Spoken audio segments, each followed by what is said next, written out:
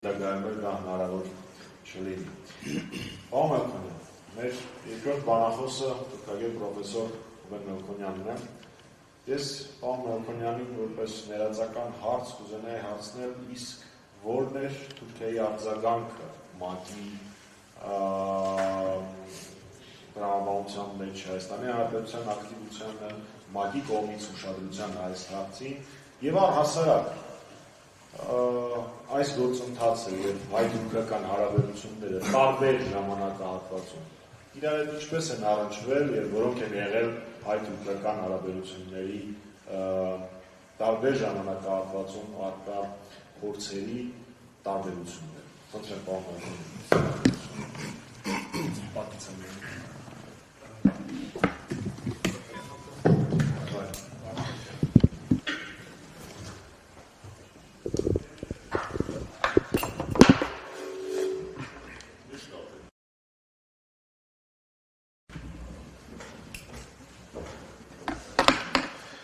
Շնորհակալություն, պարոն Մամիջանյան, նախ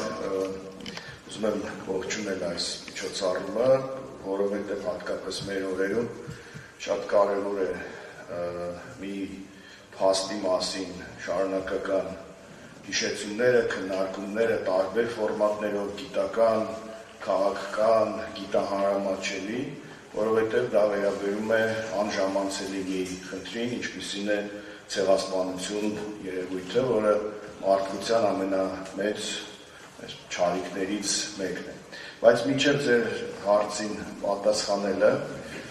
մանավանդ որ ձեր հարցը մի քանի շերտ ունի, փորձել եմ այդպես պատասխանել, ես կուզենայի ուղղակի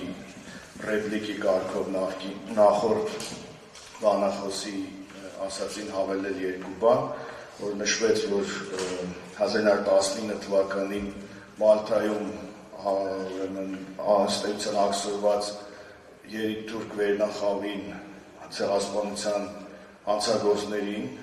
առանց ոչ մի բանի ազատ են արձակել, իրական առանց ոչ մի բանի չէ, նրանց փոխանակել են մեկ բրիտանացի սպայի հետ եւ հնչել է բրիտանական ցինիկ հերթական հայտարարությունը, որ մեկ բրիտանական սպան հավասարազոր է մի ամբողջ նավ թուրք պաշտոնյաների, այնպես որ սա այսպես ռեալպոլիտիկի բրիտանական ինտերպրետացիաներից եւ երկրորդը Թուրքիան երբ որ միացել է ՄԱԿ-ի կոնվենցիային, այդ ժամանակ 51 թվականին արդեն Թուրքիան քայլեր արել դեպի ՆԱՏՕ եւ շուտով դառնալ էր ՆԱՏՕ-ի անդամ, մինչ այդ արդեն արևմուտքի դաշնակիցներ, իսկ մինչ այդ էլ 45 թվականին կեղծ պատերազմ հայտարարելով նացիստական Գերմանիային, ուղղակի թղթի վրա պատերազմ, նա դարձել էր ՄԱԿ-ի հիմնադիր անդամներից մեկը, ուստի ինչ-որ կաշկանդվածություն ուներ, ենթադրում եմ միանալու այդ կոնվենցիային, բայց նաև ուզում եմ շեշտել, որ այդ ժամանակ 50-ականներին Թուրքիայի նախագահը երիտուրքական կուսակցության անդամ էր եւ ամբողջ պետական վերնախավի մի մեծ մաս նախկին երիտուրքական կուսակցության անդամներ են եւ այդ ժամանակ արդեն Թուրքիայում կառավարությունը ընդունել էր որոշում, որով հերոսացրել էր բոլոր այն հանցագործներին, որոնք Նեմեսիս գործողության ընթացքում ոչնչացվել էին, Թալյաթից սկսած վերջացած մյուսներով։ Այսինքն Թուրքիան պաշտոնապես հերոսացրել է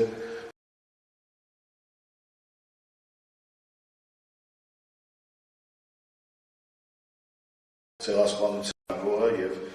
նաեւ պատասխանատուն։ Ինչ վերաբերում է պարոն Մամիջանյան,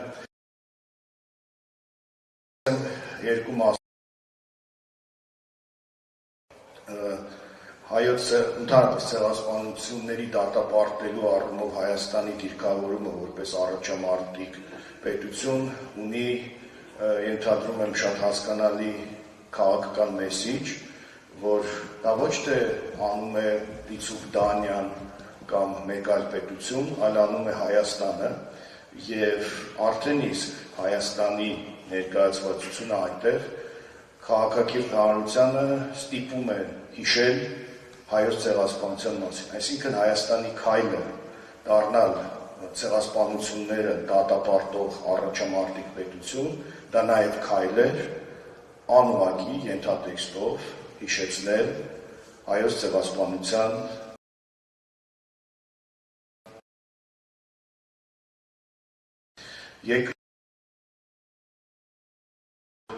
Այդ նույն ժամանակ տեղի էին ունենում Հայաստան հարաբերություններ Հայաստանի կողմից ցեղասպանությունները դատապարտելու մասին այդ նախաձեռնությունը ի ցույց է դնում, որ պատմությունը, պատմական անհերքելի փաստերը եւ քաղաքականությունը իրար հետ կապ չունեն, որովհետեւ Հայաստանը կարող է Թուրքիայի հետ հարաբերություններ հաստատել կամ դրան պատրաստականություն հայտնել, բայց երբեք ու երբեք մինչև 2018 թվականը պատրաստականություն չի հայտնել մոռանալ իր իսկ անցյալը, հերքել իր իսկ ողբերգությունը հանուն սահմանը դիցուկ երրորդ երկրների քաղաքացիների համար բացելու կամ նմանատիպ այլ աշխարհացույց ձեռքբերումների համար։ Սա խոսում էր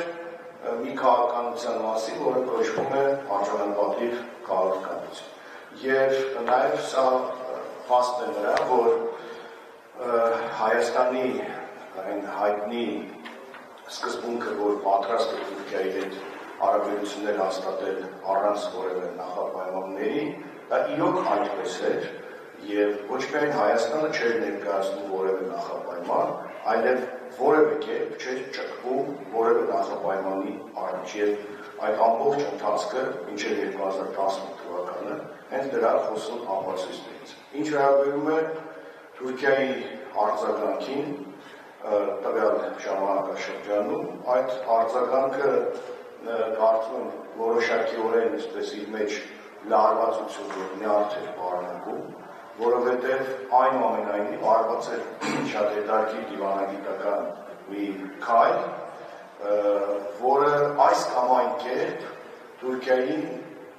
դիտարկում էր որպես պատասխանատու, այսինքն այդ հարցի քննարկումը մի կողմից հիշեցնում էր հայոց ցեղասպանության հարցը, մյուս կողմից անմիջապես ուրվագծվում էր իր ամբողջ հասակով այդ հանցագործության պատասխանատուներից, մեղավորներից մեկը, Թուրքիա պետությունը։ Հետևաբար այդ ժամանակ այս նախաձեռնությանը եւ Հայաստանի նախաձեռնողականությանը Թուրքիայի վերաբերմունքը այսպես լարված, զուսպ եւ ակնարկներով բացասական այսպես շեշտադրումներով։ Շատ ունեն, բայց հետո կանրել։ Շատ լավ, շնորհակալություն։ Խոսքը փոխանցենք